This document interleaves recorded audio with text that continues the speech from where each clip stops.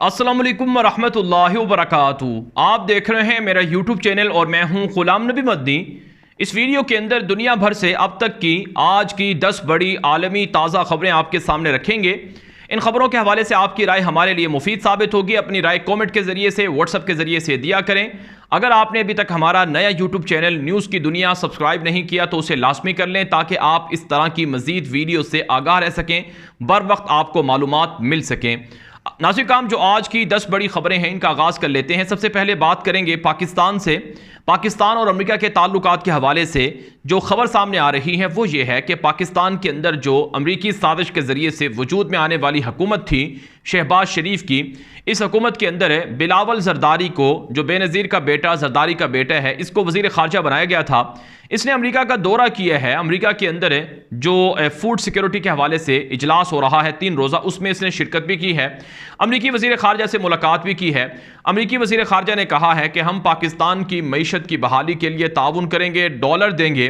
लेकिन नाज़रीन काम, अभी तक अमेरिका की ये जो वादा है, यकीन दहानी है, इसका असर अमलन सामने नहीं आया है। पाकिस्तान को किसी भी तरह से कोई डॉलर नहीं मिले हैं। साथ साथ नाज़रीन किराम, खबर यह भी है कि बिलावल के जो दौरा अमेरिका है, इस दौरान अमेरिका ने कहा है कि हम पाकिस्तान के साथ काउंटर टेररिज्म और बॉर्डर सिक्योरिटी के हवाले से ताउन चाहते हैं और इस सिलसिले में पाकिस्तान हमें ताउन दे। अजी काम, पाकिस्तान की आवाम समझती है कि अमेरिका पाकिस्तान से फौजी अड्डे मांग रहा है ताकि अफगानिस्तान पर वो अटैक कर सके, ड्रोन हमले कर सके, पाकिस्तान और चाइना और ख़ित्ते पर नज़र रख सके। इसके लिए पाकिस्तान की आवाम ने इमरान खान की जो तहरीक है, आज़ादी की तहरीक, उसमें शमूलियत का ऐलान किया है।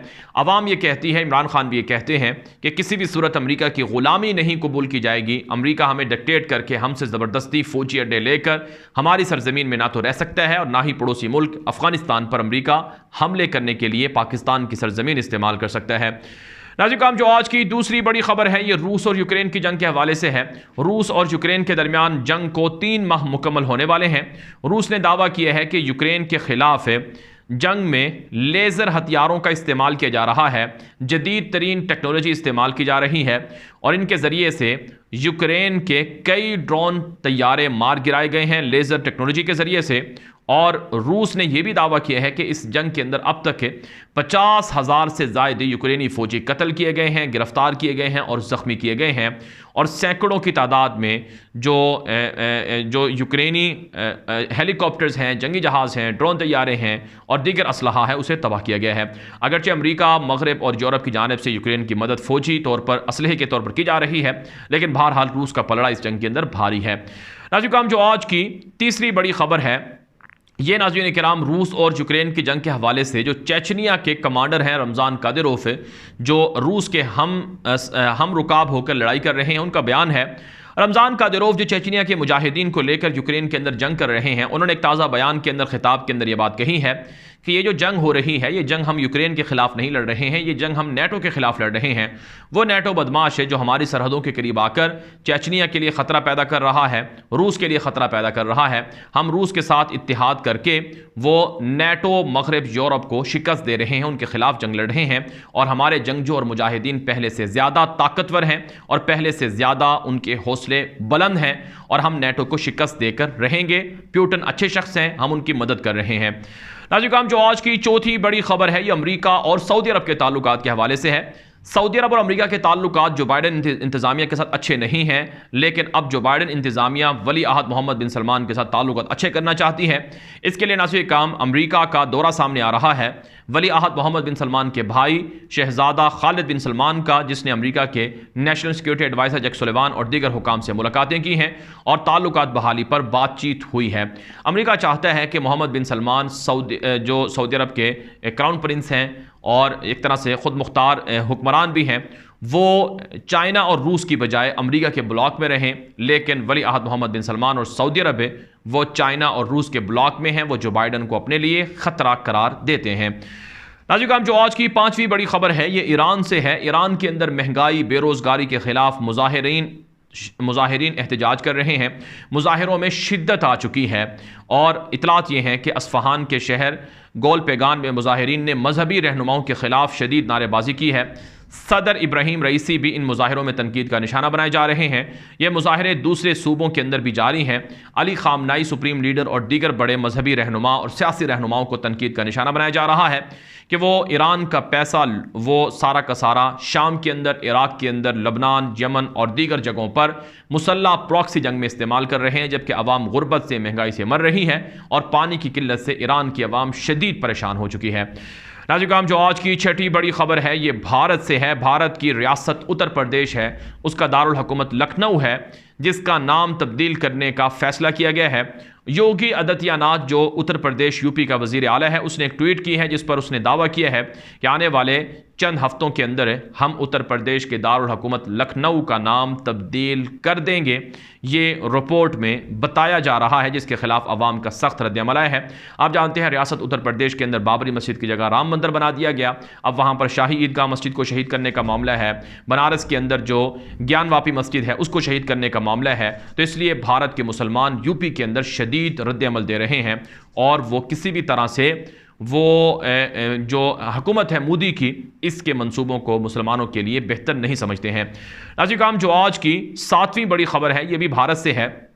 भारत के अंदर जमीयत उलमाए हिंद के जो सरबराह हैं मौलाना महमूद असद मदनी, उनका ज्ञान वापी मस्जिद के हवाले से बयान सामने आया है कि मुसलमानों को हर जगह पर गली मोहल्लों में इस वाक़े के ख़िलाफ़ एहतजाज नहीं करना चाहिए और मुसलमानों की तंजीमें भी इससे दूर रहें। सिर्फ मस्जिद की इंतज़ामिया ये केस लड़े ताकि मुसलमान और हिंदुओं के दरमियान नफरत ना बढ़े।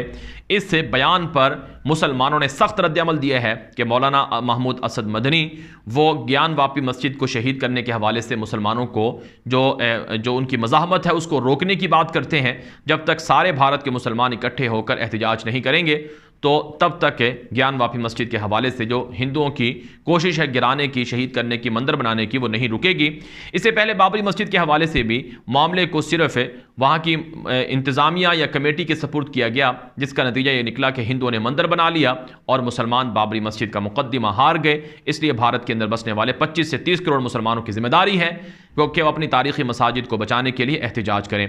नाज़रीन, जो आज की 8वीं बड़ी खबर है ये भारत ही से है। भारत के साबिक वजीर आजम राजीव गांधी के कत्ल के मुजरम को 31 साल बाद रिहा कर दिया गया है। राजीव को 1991 में कत्ल किया गया था। 26 अफराद को सजाए मौत सुनाई गई थी इस कत्ल की वजह से और राजीव गांधी के अहले खाना ने मुजरमों को माफ़ कर दिया था, जिस पर 2014 में भारतीय सुप्रीम कोर्ट ने 26 मुलजमान में से सिर्फ 4 की सजाए मौत बरकरार रखी थी और 3 मुलजमान की सजा उम्र कैद में तब्दील कर दी थी, जबकि बाकी 19 को बरी कर दिया गया था।